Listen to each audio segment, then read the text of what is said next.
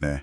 오늘 저희가 좀 깊이 살펴볼 자유가 있습니다. 바로 6월 26일에 포천교육지원청에서 나온 보도자료인데요. 네. 아이들이 이제 유치원이나 어린이집을 졸업하고 초등학교에 딱 들어가잖아요. 이게 아이들한테는 정말 큰 변화일 수 있는데, 그렇죠. 환경이 완전히 바뀌는 거니까요. 네. 포천시가 바로 이 과정을 아이들에게 좀 더 부드럽게 만들어 주려고 포천형 유보초 이음 교육이라는 좀 특별한 계획을 내놨습니다. 아, 유보초 이음 교육이요? 네, 여기서 유보초는 유치원, 어린이집, 초등학교 앞 글자를 딴 거고요. 오늘 저희는 이 이음 교육이 구체적으로 뭘 하려는 건지, 또 포천만의 방식은 뭐가 다른지 한번 같이 얘기 나눠보겠습니다. 네, 좋습니다. 이 이음이라는 말이 사실 핵심인 것 같아요. 아, 이음이요? 네, 이게 단순히 뭐 기관들을 행정적으로 딱 합친다 이런 차원을 넘어서는 거거든요. 네. 아이들이 환경이 바뀔 게 좀 불안해하잖아요. 음. 그런 걸 줄여주고 또 배움의 경험이 유치원이나 어린이집에서 초등학교까지 좀 자연스럽게 이렇게 쭉 이어지도록 아, 끊지 맞아요. 않게요. 네, 교육 과정의 연속성에 상당히 주목하고 있습니다. 그 포천교육지원청의 소성숙 교육장님이 표현하신 걸 보면 유아에서 초등으로 이어지는 배움의 흐름을 함께 설계한다. 딱 이런 건데 철저히 아이들 중심인 거죠. 그렇군요. 단순히 뭐 아이들 적응 문제만 보는 게 아니라 이걸 또 2025년 포천 교육발전 특구 핵심 사업으로 추진한다고 하니까 맞아요. 이게 시 차원에서도 상당히 중요하게 생각하는구나 그런 느낌이 드네요. 이 특구라는 게 보통 좀 추가적인 지원이라든지 자율성 같은 걸 의미하기도 하잖아요. 그렇죠. 그런 정책적인 지원이 또 뒷받침될 수 있다는 점도 중요하고요.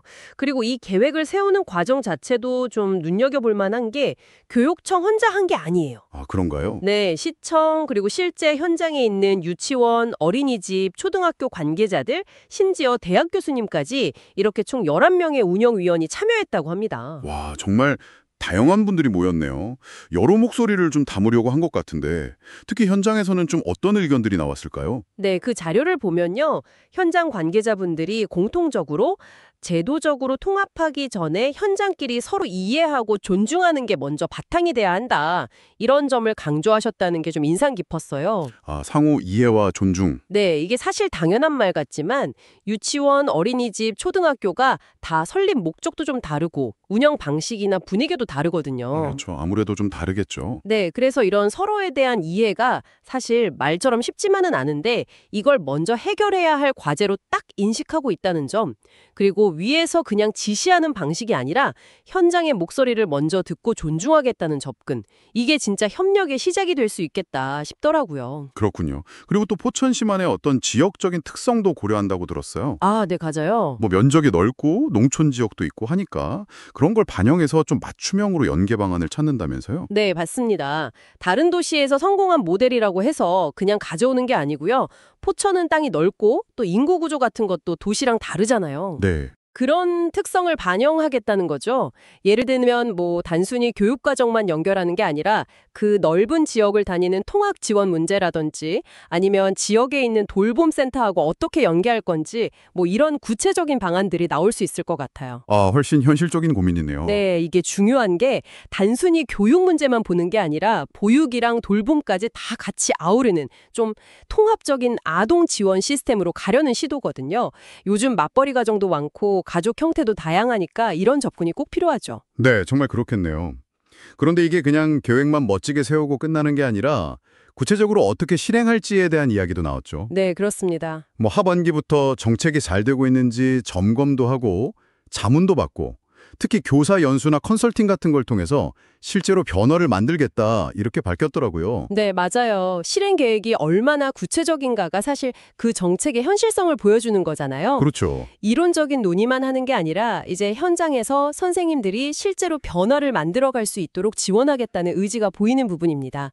특히 교사 연수나 컨설팅은 현장의 역량을 키우고 이 이음을 실제로 구현하는 데 아주 핵심적일 거고요. 네. 자, 그럼 오늘 저희가 살펴본 이 포천시의 유보초 이음 교육, 이걸 한마디로 정리하면 뭘까요? 단순히 어떤 제도를 바꾸는 걸 넘어서 아이들이 겪는 그 변화의 문턱을 좀 낮춰주기 위해서 지역사회가 다 같이 머리를 맞대고 고민하는 과정이다. 네, 맞아요. 아이들의 시선에서 그렇죠. 아이들의 시선에서 교육과 돌봄이 좀 매끄럽게 이어지도록 길을 찾는 과정. 이렇게 볼 수 있겠네요. 가장 중요한 키워드는 역시 아이 중심, 그리고 현장 존중. 이 두 가지가 아닐까 싶습니다. 네, 여기서 저는 한 가지 더 생각해 볼 만한 지점이 있다고 보는데요. 오, 어떤 걸까요? 이 포천의 사례가 제도적인 통합에 앞서서 상호 이해와 존중이 얼마나 중요한지를 보여주잖아요. 네네. 근데 이 원칙이 비단 교육 분야에만 해당될까 하는 거죠. 여러분이 혹시 속해 있는 어떤 조직이나 공동체에서 서로 좀 다른 배경이나 문화를 가진 집단들이 협력해야 할 때 이 상호 이해와 존중이라는 원칙을 어떻게 적용해 볼 수 있을까? 아, 다른 분야에도 적용될 수 있겠군요. 네. 그냥 겉으로만 동의하는 척하는 게 아니라 정말 진정한 상호 이해를 만들어가는 과정에서 가장 중요하면서도 또 가장 어려운 점은 뭘까? 이런 걸 한번 각자의 상황에 대입해서 고민해보는 것도 꽤 의미 있는 질문이 되지 않을까 싶습니다. 네, 좋은 질문인 것 같습니다. 오늘은 포천시의 유보 초이음 교육 사례를 통해 아이들의 성장을 지원하는 새로운 접근법과 그 의미, 그리고 우리에게 던지는 질문까지 함께 살펴봤습니다.